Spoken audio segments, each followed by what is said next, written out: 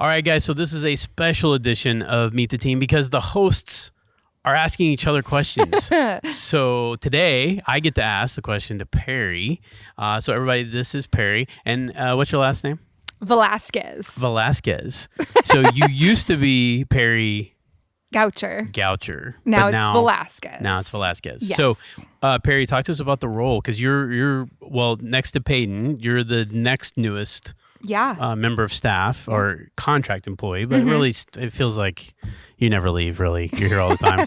That's a joke. But you're new to the staff. So what do you do for us? You do a lot. Yeah. So I just started about 2 months ago, and I have been doing all of I like to call it visual identity. Look at that. That's kind of what I like to call it. I do our social media. I do all of our graphics and our branding. Yeah. So if we're starting a new series, it's like, hey, you help us with that. What is that going to look like? What is the tone we're going to go for? So social media channels, all that good stuff. Which I got to tell you, you've done such an amazing job with that because we were trying to hold down the fort best we could. But you really have kicked us up a notch or 2 or 10 when it comes to that stuff. So thank you so much. But in a career field like that, so it's a career field. Like if you were out of the church context, you could do that line of work with large corporations or whatever. But you do it in the midst of the church here with Refinery Christian Church. But how do you stay fresh? How do you stay fresh with that kind of work because it feels like it's constantly changing. Yeah. Well, it is constantly changing. Constantly. Yeah. So how do you stay fresh with something like that?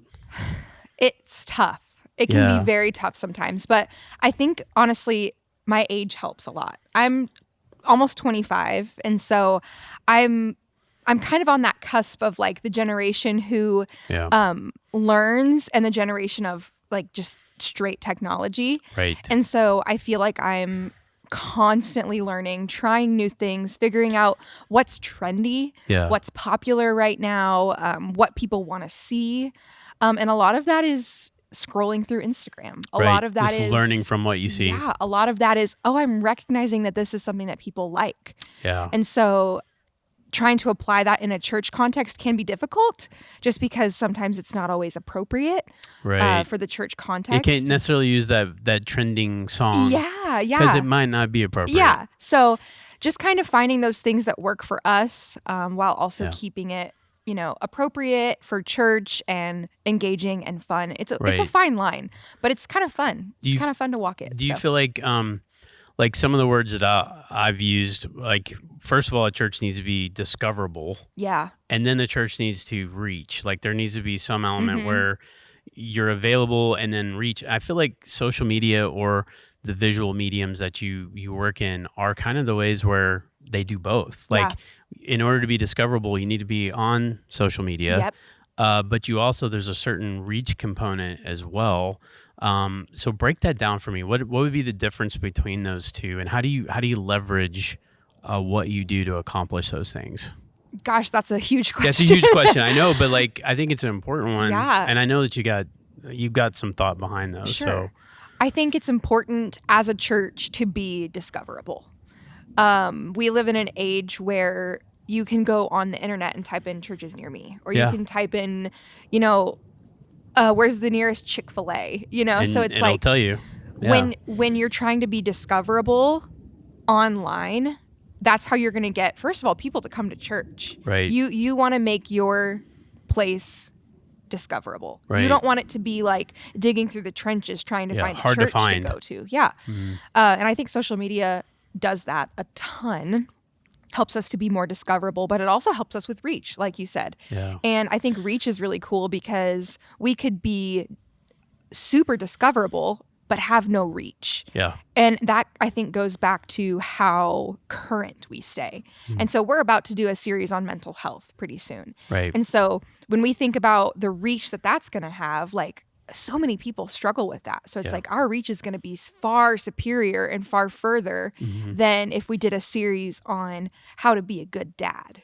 You know what I mean? Yeah. Like the reach of both are important. Super important. Yeah, totally important. But our reach is different. Mm-hmm. And so I think knowing the difference between, being discoverable and having reach, it's they're two very different things, but they also go hand in hand together. Does that make sense? It totally makes sense. So that's good. Yeah. So what kind of preparation led to what you do right now? So like you went to Hope International. Mm-hmm. You're an artist. Yes. But like, how did all of that work together to get you to where you are now? Like, what's been the flow of God in your life? That's also a big question. Yeah. So I don't think I want to call it a flow, but more of like a hurricane. Okay.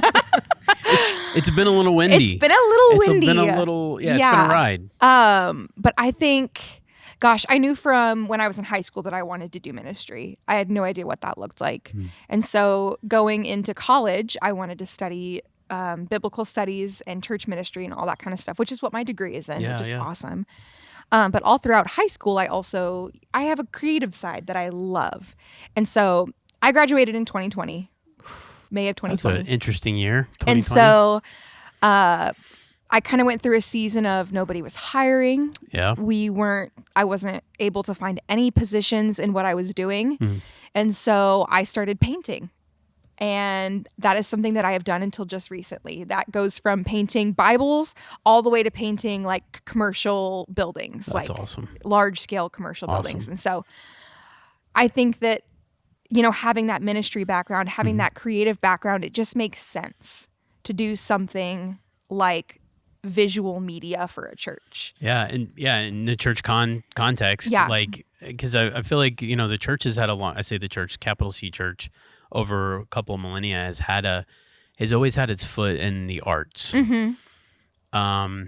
But what God has done in your life and with your creativity, you're able to kind of bring that into this context, to bring the arts here and help us with, like you said, visual. What did you call it? Visual identity. I love that, actually. Thanks. Fantastic. I don't know where that came from. That's amazing. You could write a book. You're really good. Oh, well, thanks. It's a great term because it really is. That is what you do, because you take it and you make it Refinery, like the brand. Yeah.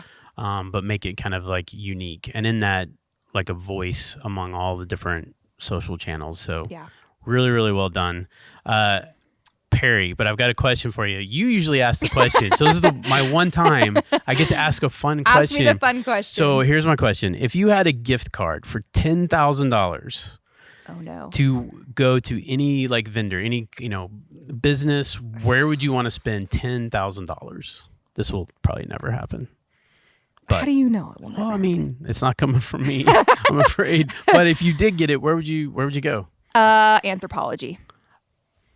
That is my all-time favorite. Everything about it, I love it.